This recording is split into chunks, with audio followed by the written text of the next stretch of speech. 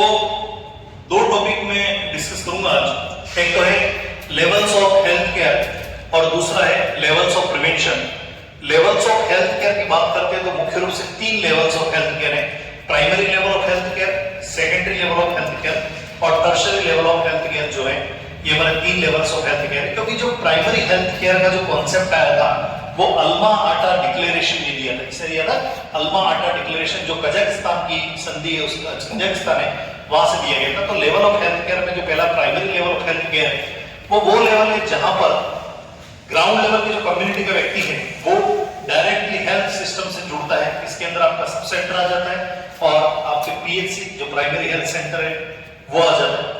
उसके बाद में secondary level of health care है, उसमें आपका कम्युनिटी हेल्थ सेंटर जो सामुदायिक स्वास्थ्य केंद्र है और आपका डिस्ट्रिक्ट हॉस्पिटल, वो दोनों आ जाते हैं।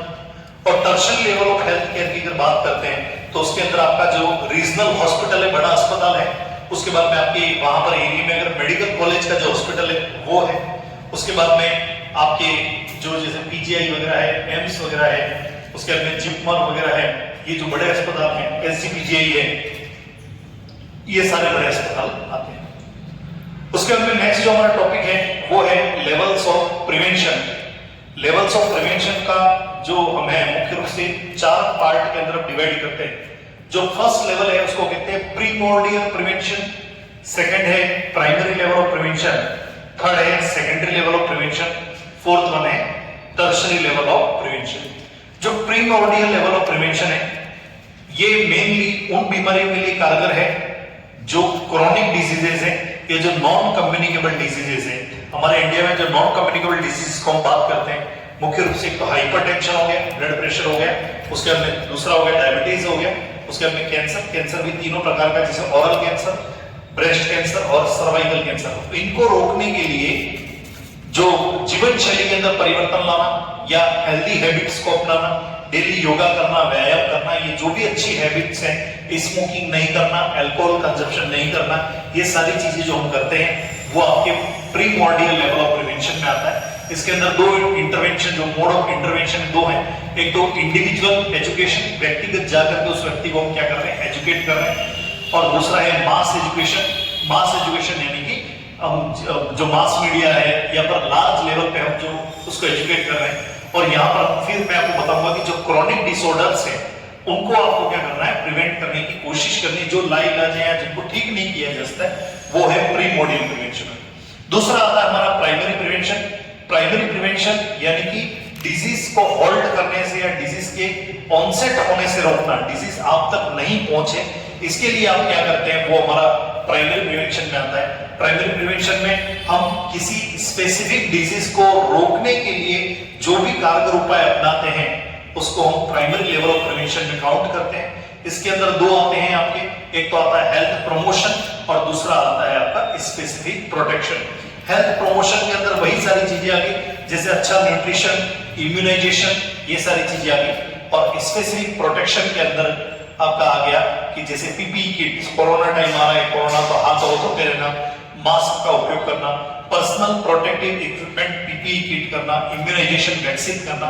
वैक्सीन किसी पर्टिकुलर चीज का क्या कर रहे हैं, हम टीकाकरण करके उसको रोकने की कोशिश कर रहे हैं। ये आ गया आपके प्राइमरी लेवल ऑफ प्रिवेंशन के अंदर। उसके बाद में अगर हम प्राइमरी लेवल ऑफ प्रिवेंशन की बात करते हैं तो जो क्वारंटाइन है, यानी व्यक्ति अगर आ रहा है बाहर से, तो क्वारंटाइन को भी हम प्राइमरी लेवल ऑफ प्रिवेंशन में काउंट करेंगे। ठीक है। उसके बाद में सेकेंडरी लेवल ऑफ प्रिवेंशन है, उसके अंदर दो मेन टॉपिक है, early diagnosis, early treatment.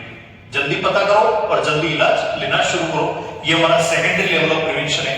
Secondary level of prevention में जब बीमारी आप तक आ गई, बस उसके प्रोग्रेशन को यानी बीमारी को रोकने से आप क्या करते हो, क्या रोकने के लिए उपाय कर सकते हो, वो हमारे सेकेंडरी लेवल ऑफ प्रिवेंशन में आते हैं। सेकेंडरी लेवल ऑफ प्रिवेंशन के अंदर आपका दो ही चीजें इंपॉर्टेंट है, अर्ली डायग्नोसिस, जैसे जितने भी डायग्नोस्टिक प्रोसीजर है, जैसे पेप स्मीयर टेस्ट हो गया आपका, उसके बाद में मेमोग्राफी हो गया, उसके बाद में ब्रेस्ट सेल्फ एग्जामिनेशन हो गया, या किसी प्रकार का स्पूटम कल्चर वगैरह, जो स्क्रीनिंग वगैरह आ गई, सारी जो स्क्रीनिंग जांचें हैं, ये सारी चीजें आपकी इसमें आती हैं सेकेंडरी लेवल ऑफ प्रिवेंशन में। और अर्ली ट्रीटमेंट यानी कि जब आपको पहली बीमारी का पता चल गया, उसका साइन शुरू हो गया, उसके बाद में आप उसको रोकने की कोशिश करते हैं, जो भी ट्रीटमेंट लेते हैं वो आपके सेकेंडरी लेवल ऑफ प्रिवेंशन में आता है। और लास्ट वन है हमारा टर्शियरी लेवल ऑफ प्रिवेंशन।